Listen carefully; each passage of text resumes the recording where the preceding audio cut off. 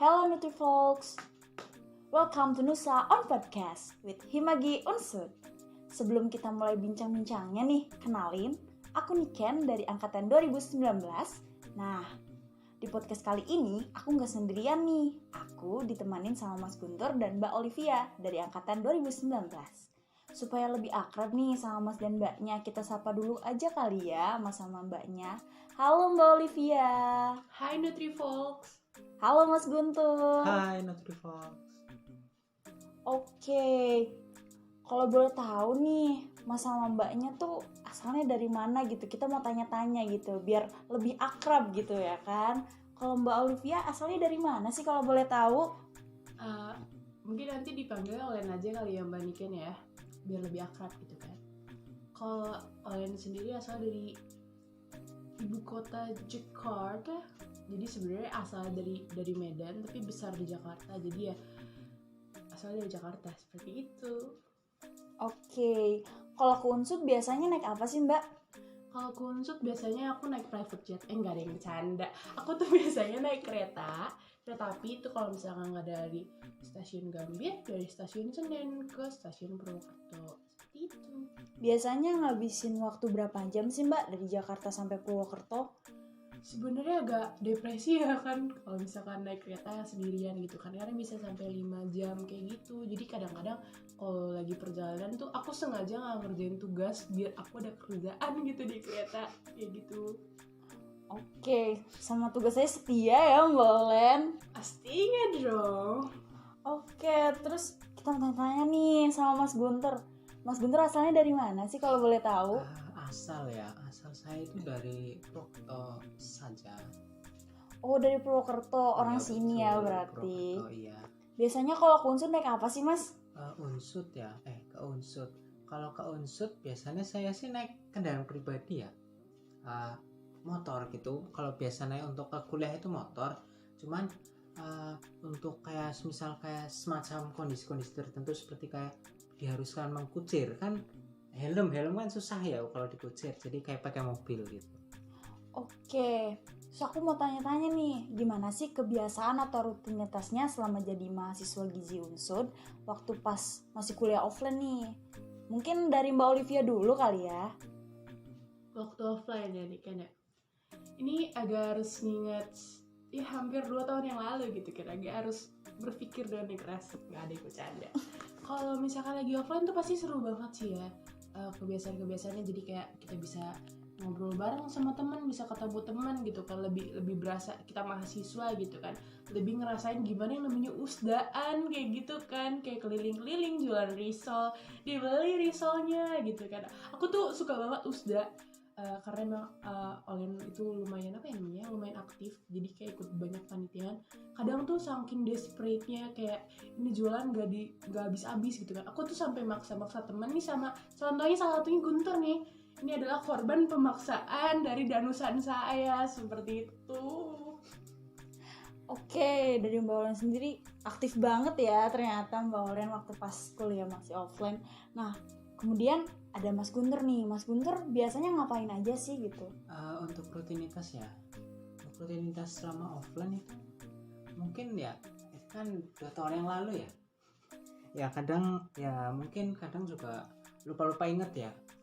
Untuk rutinitas seingat saya itu kayak semacam apa, kalau misalkan ini melakukan aktivitas ya cuma kayak nugas, balik ke rumah, terus kuliah, kayak semacam mahasiswa kupu-kupu gitulah. Kecuali kalau ada teman yang ngajak gitu kayak main, makan, ya habis makan ya langsung balik lagi, seperti itu. Oke, tadi Mas Guntur bilang nih jadi mahasiswa kupu-kupu gitu, kuliah pulang gitu ya kan. Oke, biasanya nih dari Mbak Olen sama Mas Guntur nih, biasanya kalau habis kelas tuh ngapain sih kalau boleh tahu? Untuk habis kelas ya biasanya sih kita mainnya itu biasanya di Cokoklik, bener nggak? Bener banget, itu kayak lokasi favorit banget. Kayak kita kan ada satu circle ya tuh ya. Iya betul. Dulu tuh 4 orang, sekarang 5 orang. Jadi kita sering banget main ke Cokoklik abis kuliah kayak gitu. Terus kalau enggak kita ke Moro. Betul sekali. Kadang time zone juga ya. Bahkan dulu itu ada satu permainan yang dapat 500 poin itu. Aduh, Wah, Oh, seru itu banget yang tuh. bikin Yang bikin kamu sampai penasaran, sekarang ya. penasaran ya. Oh my god, bayangin aja Guntur Ah. 500 poin Iya. sampai 2 tahun penasaran kayak gitu. Dan ada teman kita yang 500 poin itu cuma sekali itu ya, betul kan? Sekali nyobain. Sekali nyoba. Iya. Kita berhari-hari nggak jadi. Emang mungkin kita perlu iman lebih Oh, kuat. betul. Bener banget tuh kayaknya ya. Terus nih, ada nggak sih perbedaan waktu pas kuliah offline sama kuliah online? Dari Mas Guntur dulu mungkin. Untuk perbedaan ya mungkin sebenarnya sih ya nggak ada perbedaan, cuma ya kayak kuliah selesai gitu tuh kayak, cuman paling perbedaannya di tugas kali ya, kayak kayak online tuh kayak kerasanya kayak berat banget gitu tugas ya, walaupun tugasnya emang segitu sama si porsinya, cuman kalau offline kan kayak bisa bercengkrama sambil bercengkrama dengan teman, kayak ngobrol gitu, jadi kayak nggak kalau misal kayak penat ya tinggal ngajak guys ke cafe ini yuk, nah nanti jalan kerjaan tugas bareng. Kalau misal online kan semuanya pisah-pisah, ntar kayak bingung kayak mau ngajak siapa gitu. Oke, itu kan dari Mas Guntur ya. Nah, sekarang dari Mbak Olen nih. Dari Mbak Olen gimana sih? Ada nggak sih perbedaan antara kuliah offline sama kuliah online? Kalau online sendiri sih ngerasa sangat-sangat berbeda ya pastinya ya. Mungkin dari segi Guntur tadi benar banget. Tapi mungkin aku lebih bahas ke bagian organisasi dan juga panitiaan kali ya. Karena tadi udah dibahas sama Guntur sebelumnya. Kalau untuk masalah itu emang agak berbeda banget ya. Kayak misalnya kepanitiaan langsung tuh kita biasanya sampai malam-malam kayak gitu kan. Ada rapat, ngebahas apa segala macam, bikin baju panitia. Kita kayak kalau misalnya sponsorship tuh kita datang ke tempat-tempat nyariin sponsor kayak gitu, nyari usda, kita harus pagi-pagi beli tahu bakso buat dijualin kayak gitu kan. Sedangkan sekarang online tuh kita cuma bisa open PO kayak gitu kan.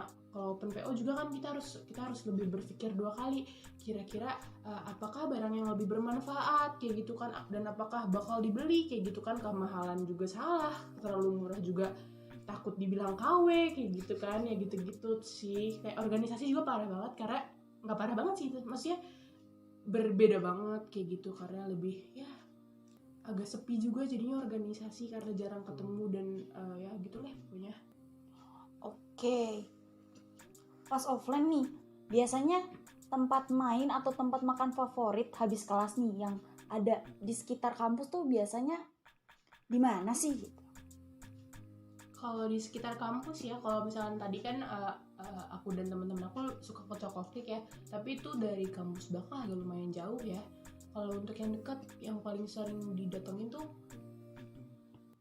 kalau kulineran Bu Yuni ya, Iya, itu Bu murah Yuni. banget. Murah Pak. banget sih, Iya. kalian harus coba nanti ke sana. Hanya 6.000 ya. Iya, aku tuh dari Jakarta kayak makan nasi sama ayam sama sayur-sayurannya itu bisa kayak hampir 20. Aku tuh kaget banget, kayak aku makan nasi, ada ayam, ada sayurnya, gak nyampe 10.000 itu kayak boom banget di Bu Yuni kayak gitu kan. Tapi kalau misalnya mau lebih fancy ada SBC, kalau misalnya mau lebih kayak nongkrong sama temen ada orang umum. Ya betul, orang umum. Oke, biasanya selain di situ nih, biasanya kalian kalau makan siang di mana sih?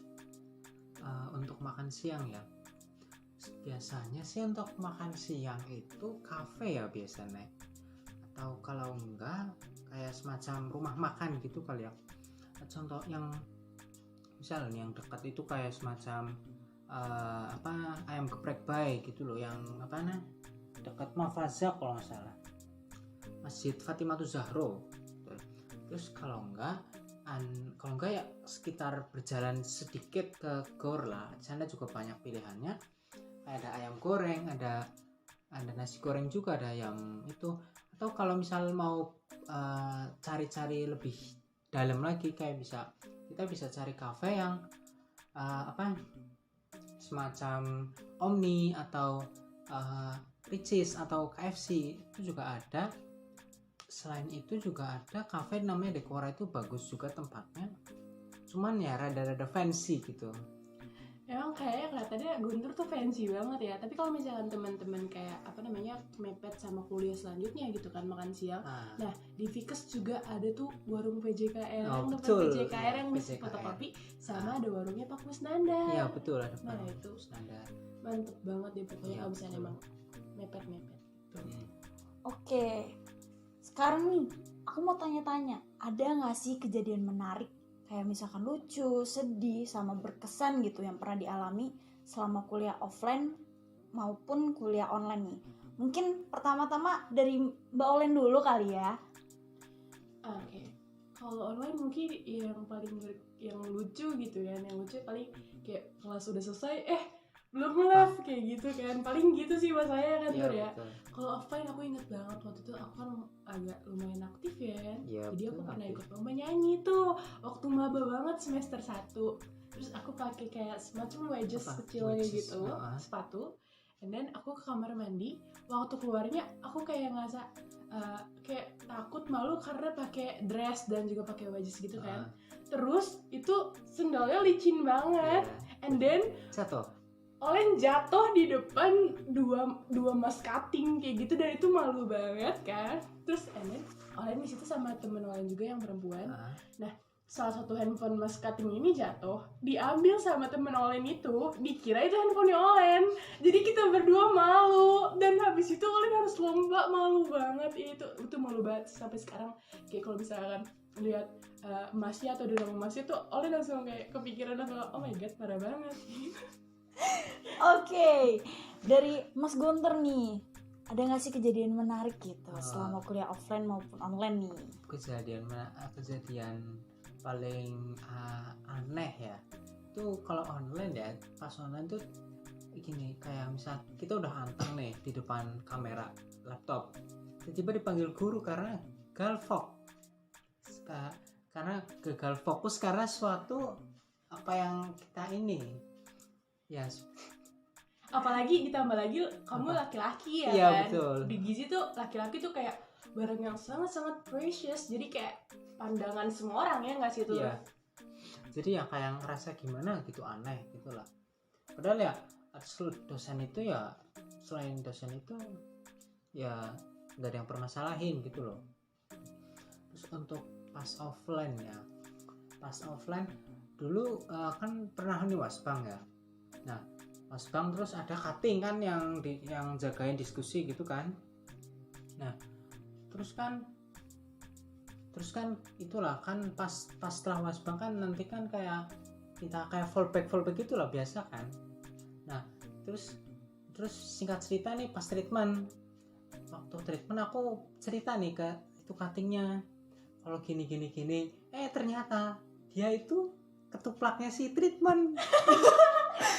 Parah banget.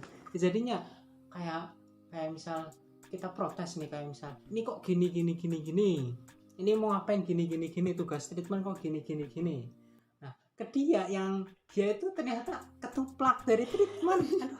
Malu banget. Nah, Malu pasti banget kan. sih. Nah terus setelah pas acara pembukaan, jadinya setelah ketika aku tahu nih dia itu ternyata ketuplak, ya udah malu. Oke, wah seru banget gak sih cerita dari Mas Guntur dan Mbak Olen. Nah pokoknya nih kalian kalau udah nyampe PWT, kalian harus coba saran dari mereka berdua. Oke, mungkin segitu aja kali ya podcast kali ini. Oke, see you in the next podcast Nutrifox. Thank you. Thank you.